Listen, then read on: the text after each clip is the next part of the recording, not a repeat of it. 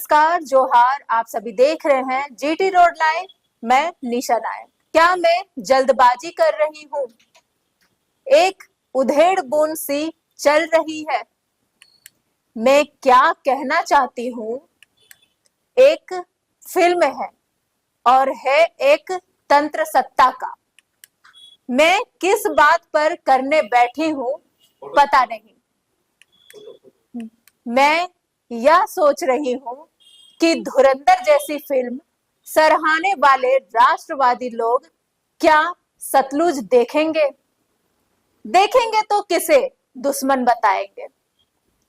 एक तय दुश्मन बनाकर वाहवाही लूटने, सत्ता का समर्थन पाने में हर्ज ही क्या है?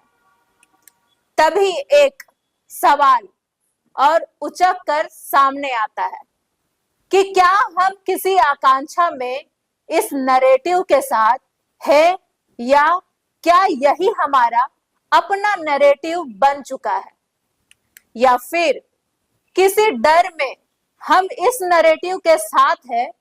इन तीनों स्थितियों में आखिरी को मैं फिर भी समझ पाती हूँ और उस स्थिति को लेकर संवेदनशील भी होती हूँ, पर फिर और भी बड़ा सवाल आ जाता है, किसने आखिर ऐसा समाज रच डाला है जिसमें बस वही दमकता है जो काला है?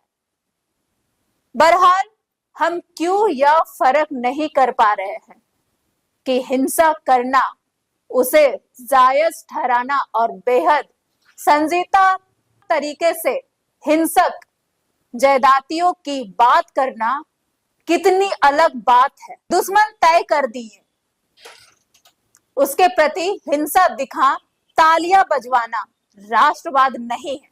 पर हम जिस दौर में हैं, वहां किसे पड़ी है देश की? यहाँ तो चुनाव जीते जाते हैं। युद्ध की कहानियों से देश के लोगों पर हुई ज्यादती की कहानी से कौन सा अमन बिगड़ जाएगा आखिर? सतलुज कोई दुश्मन निर्मित कर पेश नहीं करती। फिर ऐसा क्या है और क्यों है कि सच्ची घटनाओं को दर्ज करती इस फिल्म को 4 साल तक रिलीज नहीं किया गया? कहानी में बहुत कुछ बदलने को कहा गया और बिना किसी शोर शराबे के जब यह फिल्म ओटीटी पर आती है तो उसे वहां से भी दूसरे दिन हटा दिया जाता है। सच नाकाबिले बर्दाश्त भी हो तो भी झुटलाया तो नहीं जा सकता। आप फिल्म रोक दे, किताब के पन्ने बदल दे, आप एक दूसरे अल्टरनेट नैरेटिव गढ़ दे, तो क्या यह गायब हो जाएगा? पूरी तरह तो कतई नहीं। आप सोचिए ना, यहाँ अपराध पर प्रतिबंध नहीं है, पर कहानी कहने पर प्रतिबंध है। बेवजह नहीं है कि हम प्रेस फ्रीडम इंडेक्स से निचले स्थान पर है। स्वतंत्रता कोई पा ली गई घटना तो नहीं है। यह तो हर वक्त जी सकने वाला व्यवहार है ना। पर उससे क्या फर्क पड़ता है उन्हें जो पीढ़ियों को नफरत वाले गढ़े गए राष्ट्रवाद की घुट्टी पिला देना चाहते हैं। वैसे क्या है सतलुज? यह संजीदगी और कलात्मक तरीके से बनाई गई एक फिल्म है जो हादसे की तरह मन में ठहर जाती है। यह कहानी तिलस्मी रूप से कुछ उजागर नहीं करती, बल्कि एक अंधेरे में वक्त में टारगेटेड और सिस्टमेटिक रूप से खत्म किए गए जीवनों और उस अंधेरे वक्त में दिए की तरह खड़े होने और लड़ने का सबक सिखाते एक शख्स की कहानी है।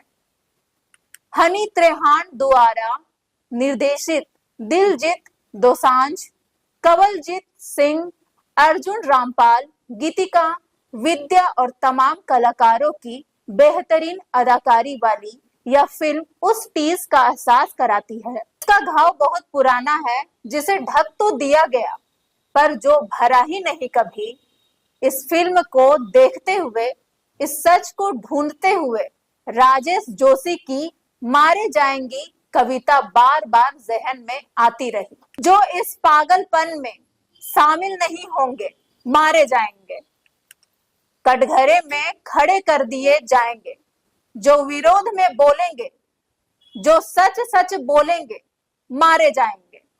नहीं, यह कहानी आपको भावुक नहीं करती, बल्कि यह कहानी आपको उन पन्नों को खंगालने को कहती है जिन पर पर्दा डाल दिया गया है। आज इस फिल्म पर भी पर्दा डालने की कोशिश की जा रही है। आखिर क्यों? गोरख पांडे की कविता याद आती है। वे डरते हैं। किस चीज से डरते हैं वे? तमाम धन दौलत, गोला बारूद, पुलिस फौज के बावजूद वे डरते हैं। मुझे हैरानी है कि यह देश अपराधों से बदनाम नहीं होता, उत्पीड़नों से बदनाम नहीं होता, गैर बराबरी से बदनाम नहीं होता, देश के लोगों को शिक्षा और चिकित्सा ना मिल पाने से बदनाम नहीं होता, पर यह उन घटनाओं की बात करने से बदनाम हो जाता है। आखिर में क्या यह नफरत की कहानी है? नहीं। क्या यह बदले की कहानी है? नहीं। क्या यह वाकई ऐसी कहानी है जिससे समाज और देश का खतरा हो सकता है? नहीं।